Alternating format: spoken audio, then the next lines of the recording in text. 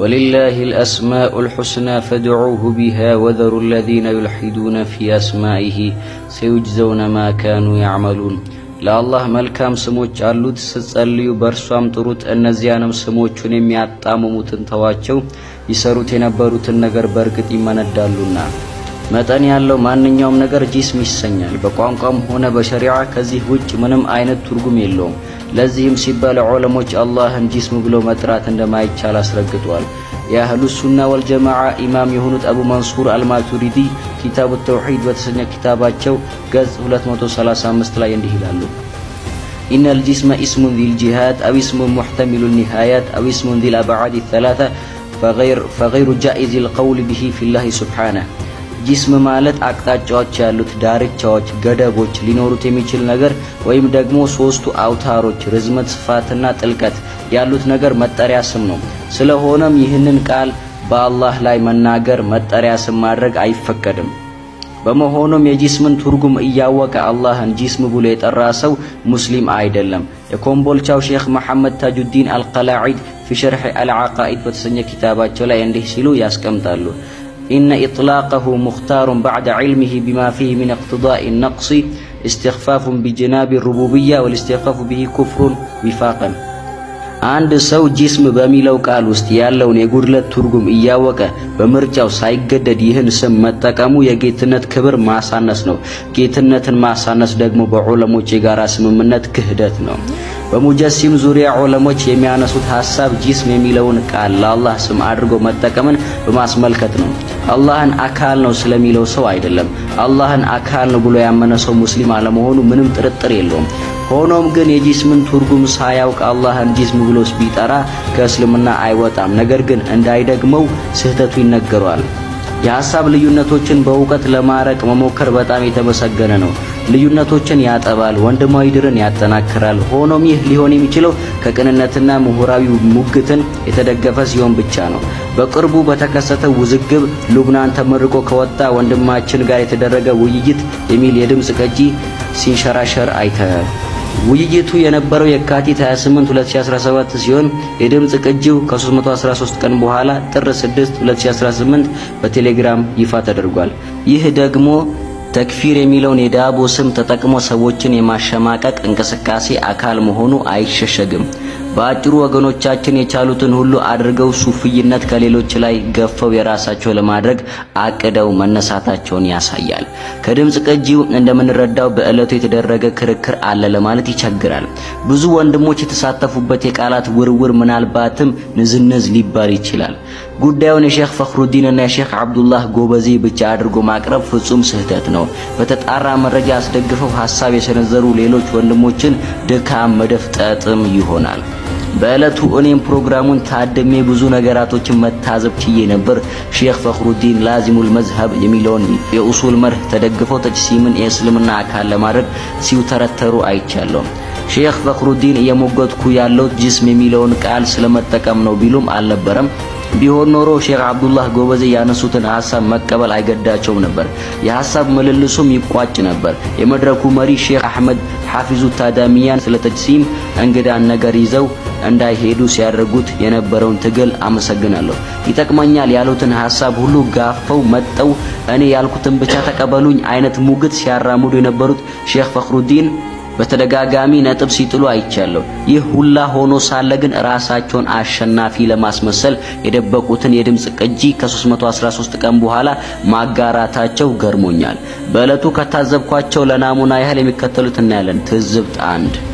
ወንድም ፈኽሩዲን 20ኛው ደቂቃ ላይ እንዲህ ይላል ተቅዩዲን አልሐስኒ ኪፋየቱል አኽያር በተባለ ኪታባቸው ላይ ይህ ይታወቃል ኪፋየቱል አኽያር في حل غاية الاختصار ተቅዩዲን ሐስኒ ነው ገጽ 676 ላይ ማየት ይችላሉ እሳቸው ይህንን ሐሳብ አንተርሰው ነው የሚሄዱት ማለት ነው በተለይ የሚያስከፍሩበት ሂደት ደግሞ ምን አይነት ሰዎች ሲሆን ነው ቅድም ባልነው መልኩ እንደ እኔ የሚለውን የሚገልጽበት አኳያ ነው ወንድም ፈኽሩዲን የተቅዩዲን አልሐስኒን ሐሳብ ለራሱ በሚመቸው መልኩ ለመጠምዘዝ ታግሏል ኪታቡን እንደ ሌሎቹ ከማንበብ ተቆጥበው በአማርኛ ብቻ ለመግለጽ የሄደበት መንገድ ይገርማል የተቅዩዲን አልሐስኒ ሙጀሲምን በግልጽ ማክፈር ለመሸሸግ ሞክሯል አልሐስኒ ሙጀሲሞች ለአላህ ቀለም ከዓለሙ ጋር የተለያየ መሆን ኢንፊሳል እንዲሁም ከዓለሙ ጋር የተጣመረ ነው ኢትሳል እንደሚሉ አስረግጠው የዚህ አይነቱ ሙጀሲማ እንደሚከፍር አስፍረዋል።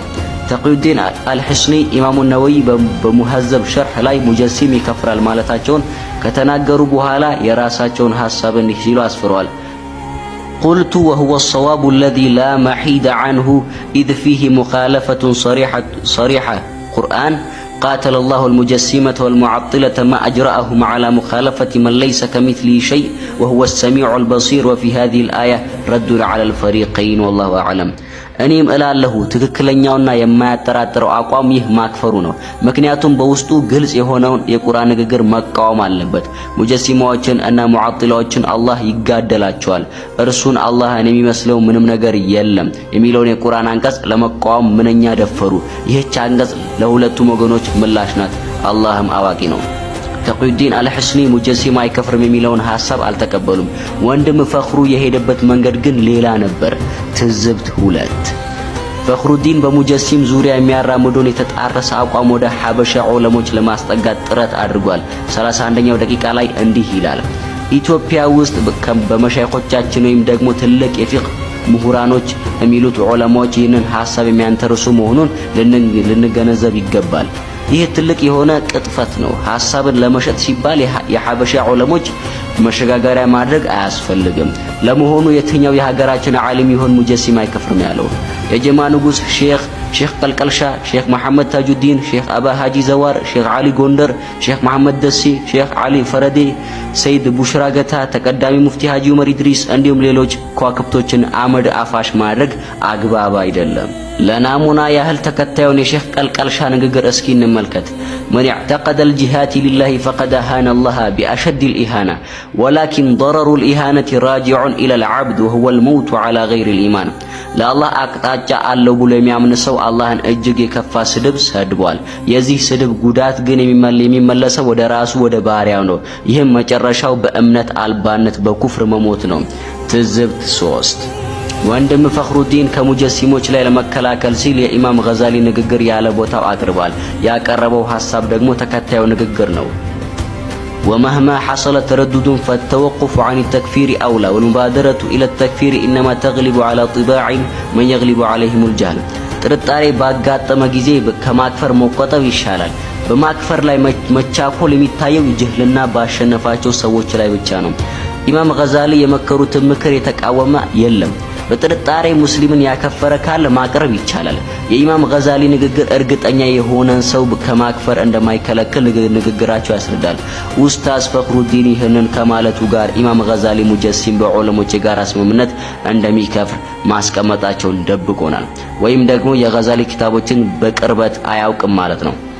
ኢማም ገዛሊ ግን ኢልጃሙል አዋም በተሰኘ ኪታባቸው ላይ እንዲህ ይላሉ። فمن خطر بباله أن الله جسم مركب من أعضاء فهو عابد الصنم فإن كل جسم مخلوق عبادة المخلوق كفر وعبادة الصنم كانت كفرا لأنه مخلوق فمن عبد جسما فهو كافر بإجماع الأمة السلف منهم والخلف الله ከክፍለ አካላት የተገጣጠመ አካል ነው ብሎ በልቡ ያመነ ጣዖት አምላኪ ነው። ምክንያቱም እያንዳንዱ አካል ፍጡር ነው። ፍጡርን ማምለክ ደግሞ ክህደት ነው። ጣዖትን ማምለክ ክህደት የሆነው ፍጡር ስለሆነ ነው። ስለዚህ አካልን ያመለከ ሰው በሰለፎችም ሆነ በኸለፎች የጋራ ስምምነት ካፊር ከሃዲ ነው። ትዝብት 4 ኡስታዝ ፈኽሩዲን አልባህሩ አልራዒቅ በተሰኘው ዕውቅ የሐነፊ መዛብ ኪታብ ላይ ስለ ሙሸቢህ የቀረበውን ትንታኔ በጅምር ካነበበ በኋላ ላከል አጅሳም ያለ ሰው ያልከፈረበትን ምክንያት ዝርዝር ሳይጠቅስ ዘሏል። ለንጽጽር ሁለቱንም እንደሚከተለው ቀርቧል። ፈኽሩዲን ያነበበው ይህንን ይመስላል። والمشبه إذا قال له تعالى يد ورجل كما للعباد فهو كافر وإن قال جسم الله كالأجسام فهو مبتدع የኪታቡ አዘጋጅ ያሰፈሩት ደግሞ ይህንን ይመስላል። والمشبه إذا قال له تعالى يد ورجل كما للعباد فهو كافر ملعون وإن قال جسم الله كالأجسام فهو مبتدع لأنه ليس فيه إلا إطلاق لفظ الجسم عليه وهو موهم للنقص فرفعه بقوله لا كالأجسام فلم يبق إلا مجرد الإطلاق وذلك معصية ሙሸቢህ የሆነ ሰው አላህ እንደ ፍጡር እጅና እግር አለው ካለ የተረገመና ከሃዲ ነው። አካል ነው ግን አካላትን አይመስልም ካለ ግን ሙብተዲዕ ነው። ምክንያቱም በዚህ ንግግር ውስጥ አካል የሚለውን ቃል ከመጠቀም ውጪ ሌላ ምንም